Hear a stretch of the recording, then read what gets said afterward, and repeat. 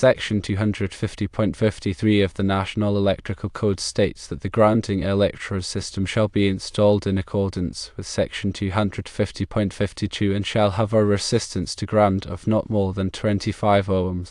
Section 250.52 ATWO states that where the soil is sandy or of a high resistivity, multiple rods, electrodes, or other grounding means may be used to achieve the required resistance. Section 250.56 states that inspection and testing of the grounding electrode system shall be in accordance with Sections 250.56a through A3. Section 250.56a states that inspection of the grounding electrode system shall include a visual examination to ensure that the system is installed in accordance with this article and that the connections are tight. Section 250.56 ATWO states that testing of the grounding electrode system shall be performed using an appropriate test instrument to verify the resistance to ground. It appears that the inspector is requiring a second ground rod even though the resistance to ground is within the limit specified in the National Electrical Code. This requirement may be due to local amendments to the National Electrical Code or to the inspector's interpretation of the code. To resolve this issue, firstly contact the local Electrical Code Enforcement Office to inquire about any local amendments that may require a second ground rod. Secondly, contact an independent testing company to perform a ground resistance test and provide a letter verifying the results. Thirdly, install a second ground rod to meet the inspector's requirement. The grounding electrode system is a critical component of electrical safety. Its purpose is to provide a low impedance path for fault current to return to the source, allowing overcurrent protective devices, such as circuit breakers or fuses, to operate and clear the fault. A properly installed and maintained grounding electrode system helps to minimize the risk of electrical shock, fire, and equipment damage. The National Electrical Code provides detailed requirements for the installation and testing of grounding electrode systems. These requirements are intended to ensure that the system is effective in providing a safe and reliable electrical system. Grounding electrodes come in various forms, including ground rods, ground plates, and underground metallic water pipes. The selection of the appropriate grounding electrode depends on factors such as soil conditions, available space, and local code requirements. Ground rods are commonly used grounding electrodes, particularly in residential and commercial applications. They are typically made of copper or copper-clad steel and are driven into the ground to a specified depth. The number and spacing of ground rods are determined by the required resistance to ground and the soil resistivity. Ground plates are another type of grounding electrode that can be used in situations where ground rods are not practical. Ground plates are typically made of copper or galvanized steel and are buried in the ground. The size and shape of the ground plate are determined by the required resistance to ground and the soil resistivity. Underground metallic water pipes can also be used as grounding electrodes, provided that certain conditions are met. The water pipe must be in direct contact with the earth for at least 10 feet and must not have any insulated joints or sections. The water pipe must also be electrically continuous throughout its length. The resistance to ground of the grounding electrode system is a critical parameter that must be verified during installation and periodically thereafter. The National Electrical Code requires that the resistance to ground be not more than 25 ohms. If the resistance to ground exceeds 25 ohms, additional grounding electrodes must be installed until the required resistance is achieved. Ground resistance testing is performed using a ground resistance tester, which is a specialized instrument that measures the resistance between the grounding electrode and a remote reference point. The ground resistance tester injects a test current into the ground and measures the resulting voltage drop. The resistance is then calculated using Ohm's law. Proper installation of the grounding electrode system is essential for ensuring its effectiveness. The grounding electrode must be installed in accordance with the National Electrical Code and the manufacturer's instructions. The connections to the grounding electrode must be tight and corrosion resistant. The grounding electrode system must be protected from physical damage. Regular inspection and testing of the grounding electrode system are also important for maintaining its effectiveness. The National Electrical Code requires that the grounding electrode system be inspected and tested periodically. The inspection should include a visual examination of the grounding electrode and its connections. Testing should include a measurement of the resistance to ground. If any problems are found during the inspection or testing, they must be corrected immediately. Local amendments to the National Electrical Code may impose additional requirements for grounding electrode systems. It is important to check with the local Electrical Code Enforcement Office to determine if any local amendments apply. Some local jurisdictions may require a second ground rod regardless of the resistance to ground. This requirement is often based on local soil conditions or historical data. In some cases, the inspector may be interpreting the code in a way that is not consistent with the intent of the National Electrical Code. If you disagree with the inspector's interpretation, you have the right to appeal the decision to the local Electrical Code Enforcement Office. When dealing with electrical inspections, it's best to maintain a professional and respectful demeanor. Clearly communicate your understanding of the code and the results of your testing. Be prepared to provide documentation to support your position.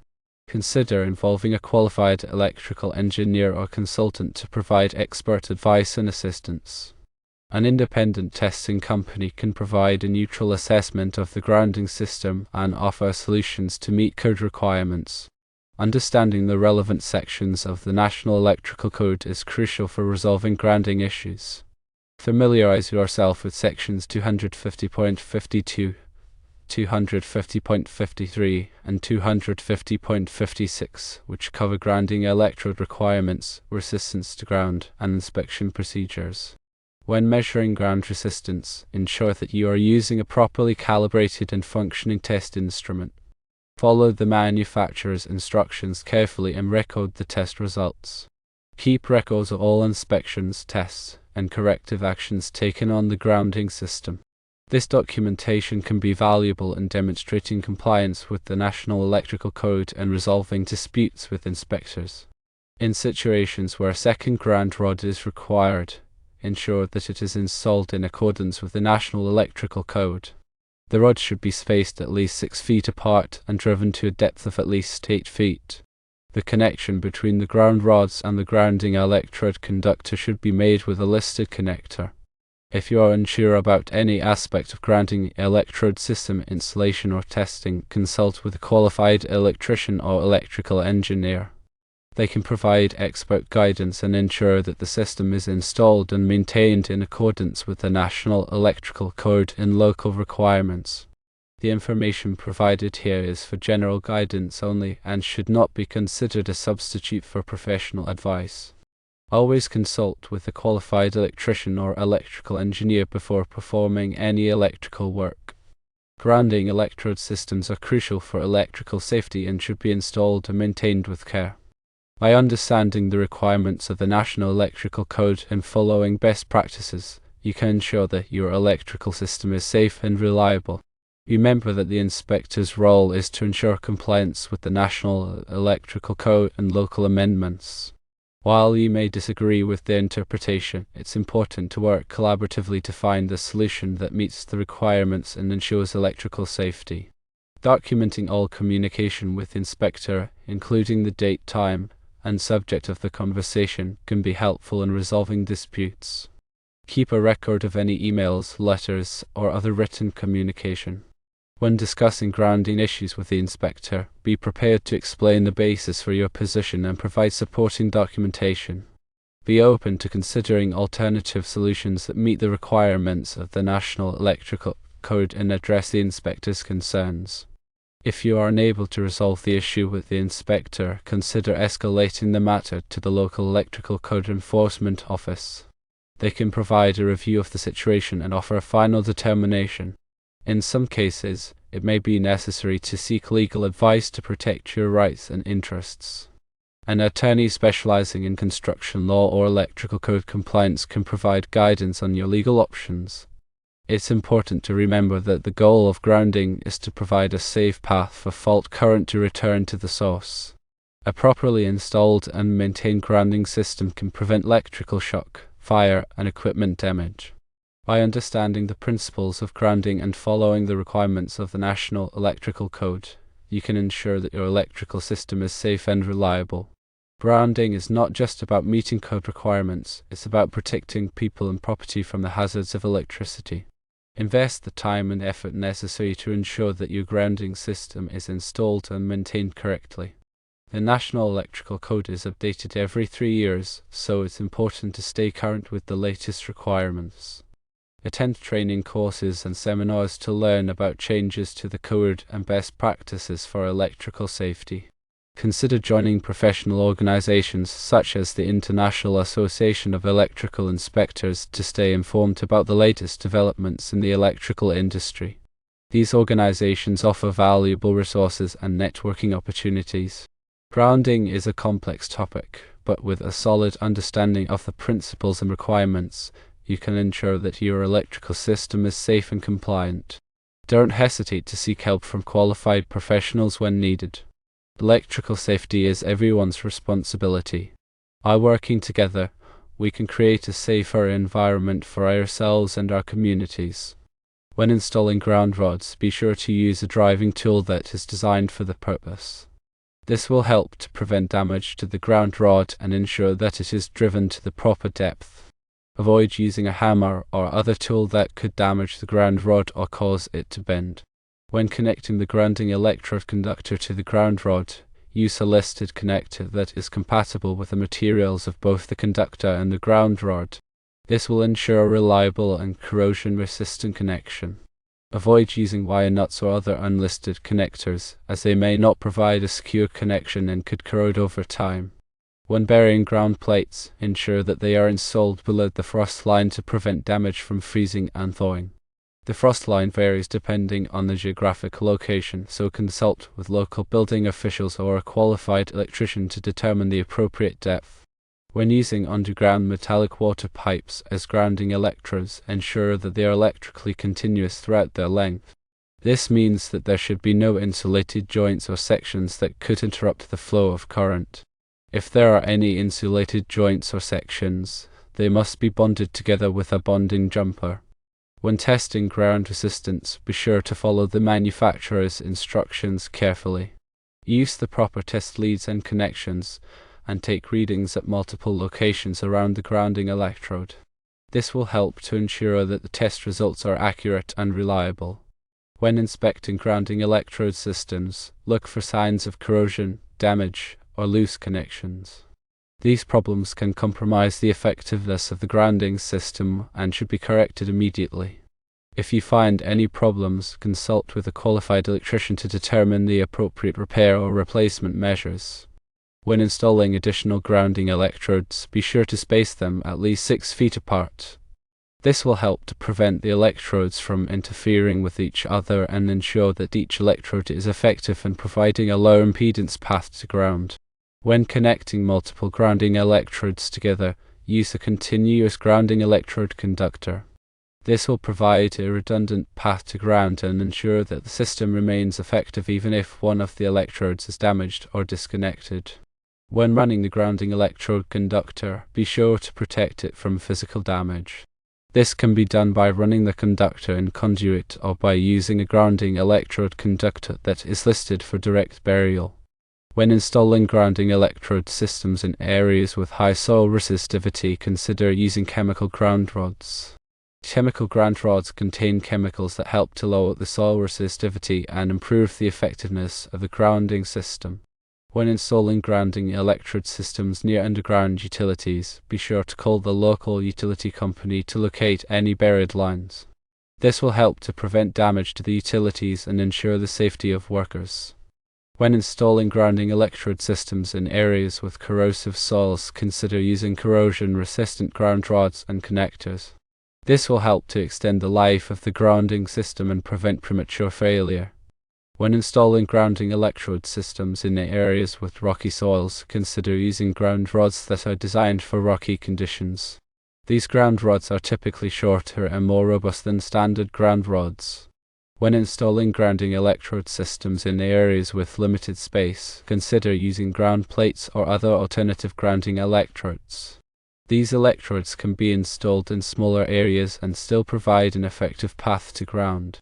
When installing grounding electrode systems in areas with high water tables, consider using ground rods that are designed for wet conditions.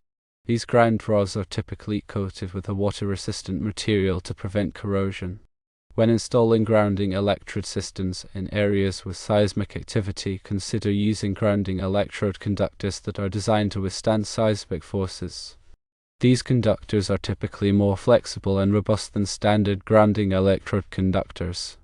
When installing grounding electrode systems in areas with lightning activity, consider using lightning protection systems that are connected to the grounding electrode system. This will help to protect the building and its occupants from lightning strikes. When installing grounding electrode systems in agricultural areas, consider using grounding electrode conductors that are resistant to fertilizers and other chemicals. This will help to extend the life of the grounding system and prevent premature failure. When installing grounding electrode systems in industrial areas, consider using grounding electrode conductors that are resistant to oils, solvents, and other industrial chemicals. This will help to extend the life of the grounding system and prevent premature failure.